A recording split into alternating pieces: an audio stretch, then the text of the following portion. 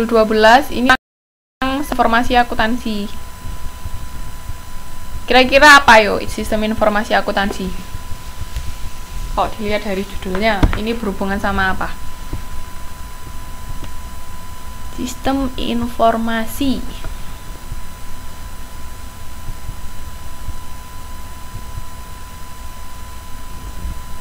Kalau dengar kata sistem berarti mbak-mbak mengacunya ke apa kalau sistem?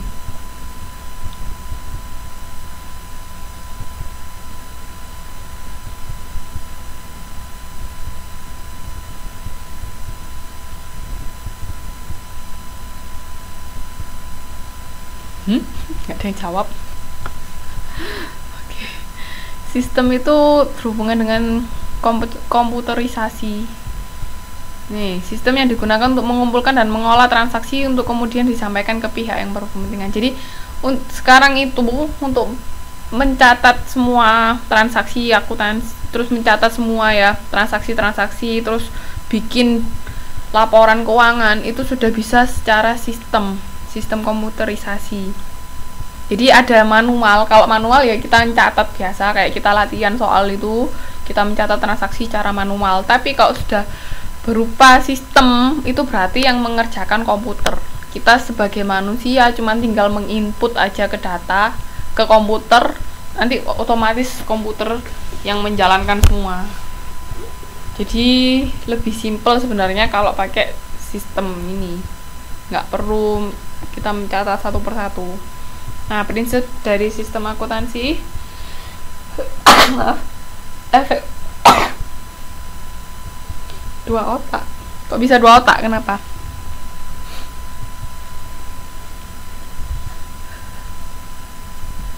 Nah, ini prinsipnya ya, efektivitas biaya. Jadi, biaya untuk merancang dan menyelenggarakan itu nggak melebihi manfaatnya. Jadi, andai kata sistem yang kita bikin itu biayanya jauh lebih besar dari nanti manfaat yang kita dapatkan, itu mendingan nggak usah bikin sistem akuntansi. Oke. Sebenarnya sih iya, cuman tetap kita harus paham teorinya dulu. Kalau kita benar-benar menguasai teori, praktek tinggal tinggal jalan, nggak usah mikir. Oke. Nah, selain itu juga harus ada output yang manfaat. Output yang manfaat itu ya informasi tadi. Sama kan kalau kita ingat akuntansi pertama kali kita belajar apa? Untuk menyampaikan informasi kepada siapa? Kepada siapa informasi? Informasi dari laporan-laporan keuangan itu kita sampaikan kepada siapa? Masih ingat nggak?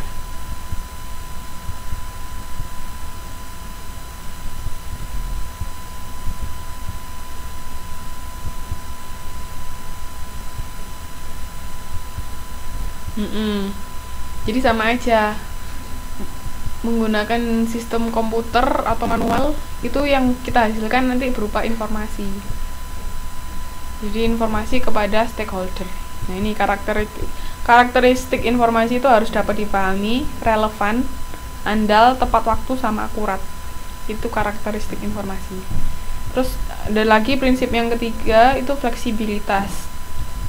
Jadi sistem harus dapat memenuhi kebutuhan di masa depan dan memberikan sumbangan kepada tujuan individu dan organisasi. Intinya sistem yang kita buat itu harus memberikan manfaat pada semuanya, kepada perusahaan atau kepada orang perorangan. Oke. Untuk materi modul ini nggak ada hitung-hitungannya kok, tenang aja. Nah, ini pengembangan dari sistem akuntansi. Pertama kita tuh harus melakukan analisis. Jadi sebelum membuat sistem kita harus menganalisis dulu apa yang kita butuhkan. Jadi sistemnya itu dianalisis apa aja yang kita butuhkan untuk membuat sebuah sistem ini harus disesuaikan dengan kepentingan perusahaan. Misalnya kita butuh apa, ya berarti itu yang harus ada di sistem yang akan kita buat. Itu analisis sistem, itu tahap pertama ya. Tujuannya untuk menentukan informasi yang dibutuhkan sebagai dasar pengambilan keputusan dalam rangka mencapai tujuan organisasi. Jadi misalnya kita membutuhkan, misalnya perusahaan dagang, otomatis kan kita butuh informasi tentang utang piutang kan. Nah, berarti utang piutang itu harus ada di sistem informasi kita. Makanya itu harus dimasukkan di sistem. Itu kita harus, untuk tahu itu kita harus melakukan analisis dulu. Jadi apa yang perusahaan butuhkan itu nanti bakalan dimasukkan ke dalam sistem itu. Oke. Tahap yang kedua, perancangan. Setelah kita tahu kan, setelah kita analisis sistem apa aja yang kita butuhkan, otomatis kita harus merancang sistem. Perancangan ini, sistem ini berhubungan sama orang-orang komputer biasanya. Jadi apa aja software atau apa itu yang harus dirancang sistem itu kita serahkan ke bagian komputer. Tapi kan setelah kita analisis apa aja yang kita butuhkan. Nah ini apa aja, ini perancangan ini urusannya orang bagian komputer. Nanti biar mereka yang bikin. Ini urutan merancang formulir, memilih metode, menyusun uraian kerja, menyatukan pengertian, pokoknya semuanya dirancang sistemnya. Kalau sudah jadi, itu baru kita implementasikan. Jadi setelah sistem jadi dibuat, setelah selesai dirancang, diimplementasikan, kita pakai sistem itu, diuji. Pertama dipasang, terus diuji, dan kita gunakan.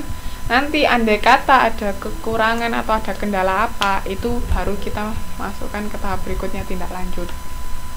Jadi andai kata ada kekurangan, otomatis kita lakukan tindak lanjut, apa yang harus diperbaikin, apa yang masih kurang, atau apa yang sudah ada tapi perlu ditambah, itu masuk tahap tindak lanjut.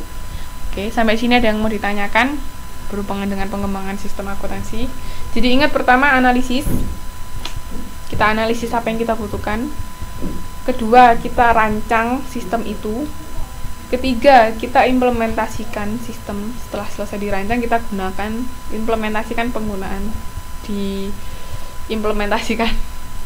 Terus yang keempat, tindak lanjut. Tindak lanjut ini andai kata ada kekurangan atau ada yang perlu diperbaiki dari sistem kita. Oke, sampai sini ada yang mau ditanyakan? Jadi sistem akuntansi itu berhubungan dengan pencatatan akuntansi komputerisasi, jadi bukan manual.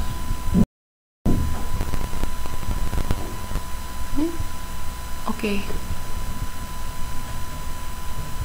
Lanjut ya. Nah, ada yang namanya pengendalian internal. Suatu proses ini dijalankan oleh Dewan Komisaris, Manajemen, dan karyawan lain dari suatu entitas, dirancang untuk memberikan jaminan memadai sehubungan dengan pencapaian tujuan. Jadi perusahaan itu tetap harus ada yang mengendalikan. Jadi pengendalian internal. Jadi semua kegiatan itu kan pasti harus ada yang mengendalikan. Kalau misalnya nggak ada yang mengendalikan, dalam satu perusahaan kan banyak karyawan, nggak ada yang mengendalikan, gimana coba? Misalnya si A pengen jalan ke sini, si A misalnya pengen jalan ke Surabaya, si B ke Jakarta, si C ke Malang, si D ke mana, lah gak ketemu karena nggak ada satu. Makanya itu harus dikendalikan, harus sesuai dengan pencapaian tujuan. Itu tujuan dari pengendalian internal. Oke, paham ya? Jadi harus ada yang mengendalikan. Suatu perusahaan harus dikendalikan, nggak bisa nggak. Nah, tujuan pengendalian internal mencapai tujuan perusahaan yang ditetapkan itu tadi. Misalnya tujuan perusahaan mau ke Jakarta, ya harus semua karyawan ke Jakarta, nggak bisa satu kemana lah nggak ketemu, tujuannya nggak tercapai. Oke, makanya itu perlu yang namanya pengendalian internal. Terus menghasilkan laporan keuangan yang dapat dipercaya. Ini pengendalian dari sistem itu ya, pengendalian internal itu pengendalian sistem.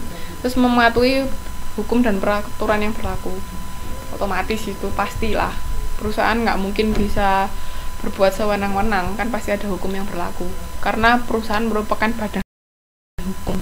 Jadi kalau ada apa-apa bisa dituntut. Oke. Sampai sini paham?